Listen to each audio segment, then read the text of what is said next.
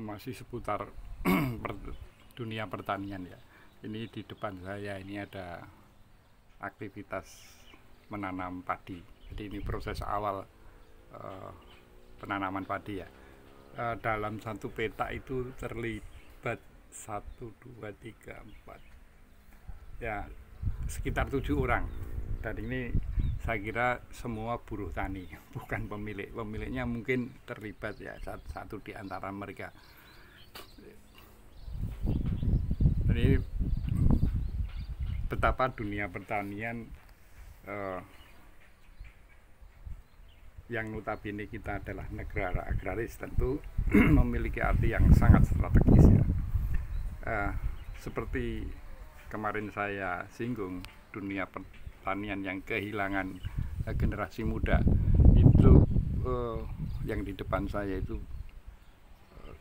sekitar 7 orang itu tidak ada yang berusia muda, tidak ada yang berusia muda, semua di atas 50 tahun.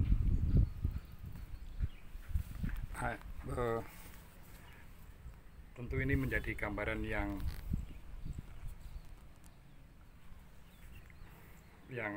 memprihatinkan sebagai negara agraris. Pernah saya singgung kemarin bahwa kita adalah termasuk pengimpor beras terbesar di dunia. Kalau berdasarkan angka catatan BPS, Badan Pusat Statistik, per Januari hingga September 2024 angka impor kita mencapai 3, sekian juta ton. Kalau nilainya itu sekitar 2, sekian miliar dolar. Artinya kalau menggunakan kurs 15.000 rupiah per dolar, itu berarti nilainya sekitar 30 triliun ya. Negara asal impor kita ada dari Thailand, Vietnam, Pakistan, Myanmar, dan India. Tidak tahu, India itu kalau tidak salah beberapa waktu yang lalu melarang ekspor beras karena ya mungkin karena penduduknya sangat luar biasa. Kalau sekarang misalnya membuka keran ekspor, berarti patut diduga bahwa produksi beras di India itu sudah bisa mencukupi kebutuhan domestik. Padahal kita tahu bahwa penduduk India itu lebih dari, ini catatan tahun 2022 ya, itu lebih dari 1,3 miliar. Sekarang pasti jauh lebih banyak lagi. Negara dengan jumlah mulut yang perlu diasupi beras sedemikian besar, tapi mereka masih mampu mengekspor beras kepada kita.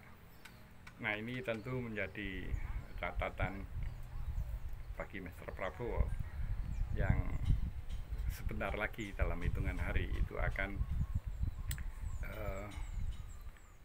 menjalankan roda pemerintahan dalam posisi yang paling puncak.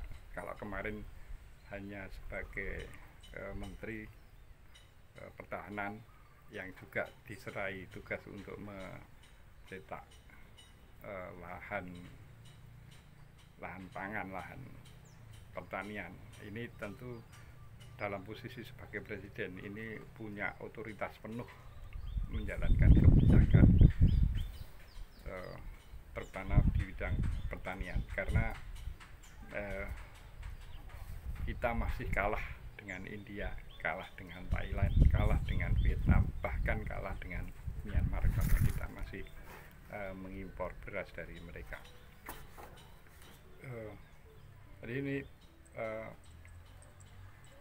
potret pertanian kita yang ya bolehlah kita bercita-cita untuk menjadi negara industri yang dominan, tetapi faktanya bahwa kita adalah negara agraris. yang belum mampu mencukupi kebutuhan pangan untuk uh, kepentingan domestik kita sendiri. Jadi kalau bercermin dari apa yang pernah dicapai oleh Jepang, proses transformasi dari negara agraris menjadi negara industri itu melalui proses yang smooth gitu ya, mulus. Artinya perkembangan industri itu connect dengan agriculture ini kalau menurut beberapa ahli sejarah yang memotret keberhasilan Jepang. Sementara kita seolah-olah perkembangan dunia pertanian itu terpisah dengan sektor industri, sehingga apa yang terjadi di Jepang itu tidak terjadi di Indonesia.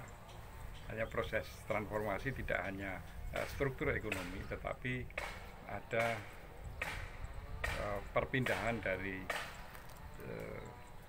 perpindahan tenaga kerja dari sektor pertanian ke sektor industri.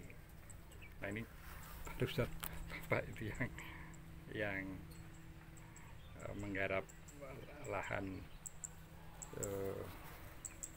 jagung. Kemarin barusan panen, sekarang ditanami jagung. Karena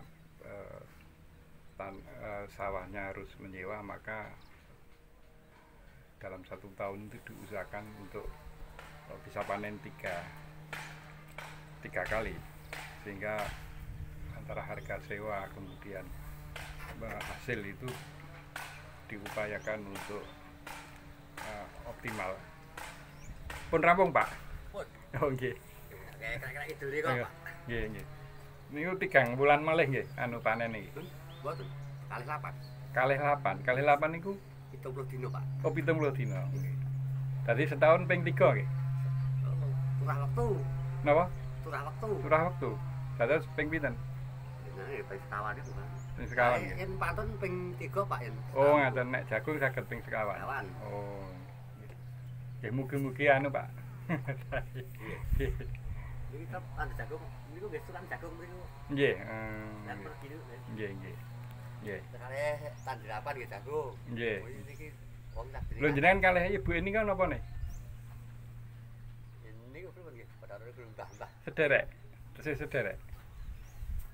Yen kaya riyen tunggal mbah ngono lho Pak. Oh ngaten nggih. Nggih. Niki yen kula yen kalih niku wau. Kula saged yu. Oh ngaten nggih. Nggih. Kula kalih bapak niku saged Pak Adi. Nggih. Nggih. Tulen sing yen tunggal mbah ngono to. Nggih. Nggih. Niku yen kalih kula riyen jane nggih tunggal sak desa Pak niku. Nggih nggih. Kulo kletan sak omah. Nah, niku asal 8 iki. Nggih nggih. Nggih. Tunggal mbah ngene. Nggih nggih Pak.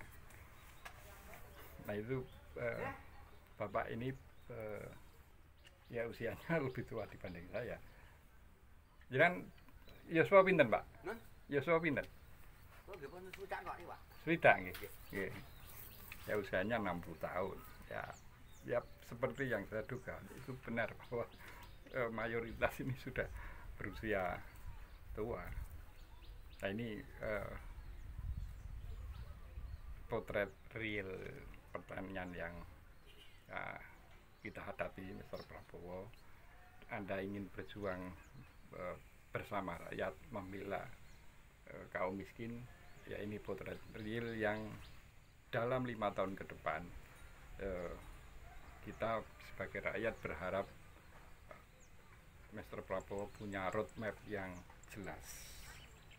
Tidak harus katakanlah berhasil semua petani langsung dalam 5 tahun meningkat kesejahteraannya. Ya kalau meningkat tidak apa-apa, tapi ya kita sebagai rakyat juga tetap realistis bahwa proses pembangunan tentu memerlukan waktu yang minimal tidak pendek, tapi roadmapnya jelas, sehingga nanti ya dengan plus minusnya saya menilai apa yang dilakukan oleh Pak Harto dalam menangani dunia pertanian itu patut dicontoh oleh presiden-presiden berikutnya. Salam konstitusi.